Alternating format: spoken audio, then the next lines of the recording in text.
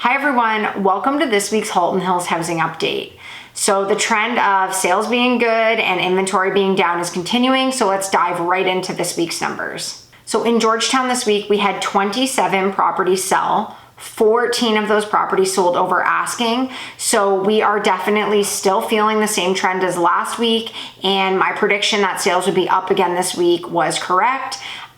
It will be interesting again next week because our inventory was lower if we see a little bit of dip in next week's sales numbers. In terms of new listings this week, we had 29 new listings. 5 were relists, so only 24 new properties entering the market. So that is less than our sales, so inventory should be down this week, which is not great news for home buyers who are still struggling to secure properties. We had a big week in Acton this week. We had 8 properties sell.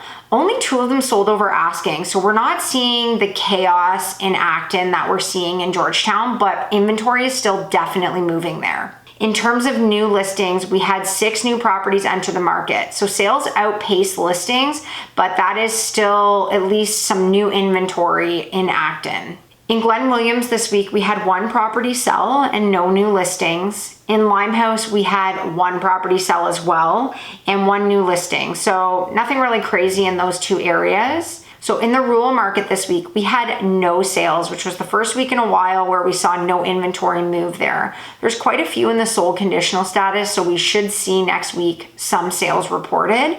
We did have 7 new properties list, so that's quite a few new listings in the rural market. But again, right now, we just kind of need to take any new listings we can get.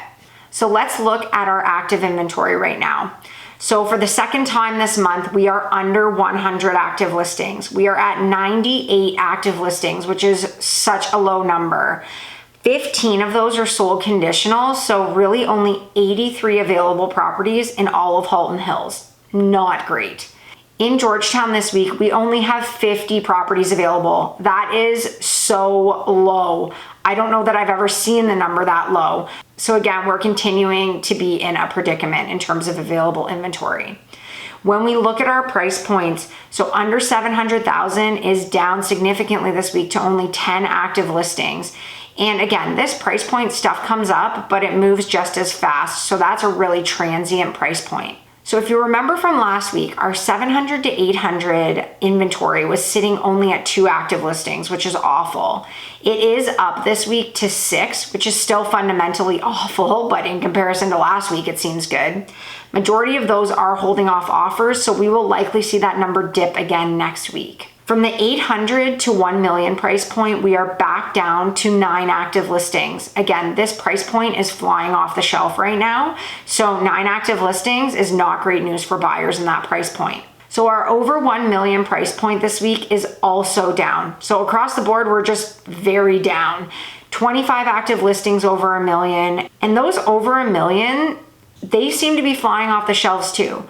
There are some properties that couldn't sell either at the start of the year or last year and have already gone into sold conditional status. Things are really moving even in our higher price points. In Acton this week, we are down to 13 active listings. I think that is one of the lowest numbers I've seen all year in terms of available inventory in Acton. So again, things continue to move there. It's definitely not as crazy in terms of the bidding wars in Acton, but the product is still moving off the shelf pretty quickly. Glen Williams inventory stayed the same at 6 active listings this week. Limehouse is down to 2 active listings, and the rural market is up to 27 active listings. So those are the numbers that we were seeing in, May when our inventory was high in the rural markets.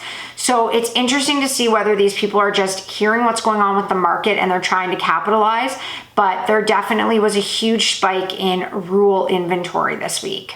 So like I've been saying every week, our inventory is a problem. We are not even close to meeting buyer demand right now.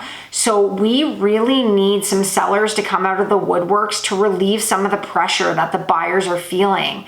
But for now, the story remains the same. We are going to have to see a serious amount of sellers enter the market to feel any kind of cool off right now. I mean, we all don't really know what's going to happen in September with schools opening and then as we get into October with flu season. But as it stands right now, It's crazy out there.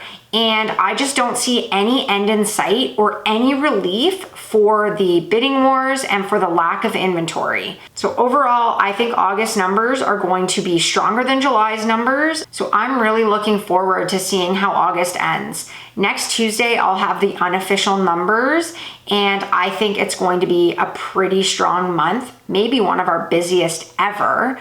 So come back next Tuesday for your update on the Halton Hills housing market. Have a good week, everyone.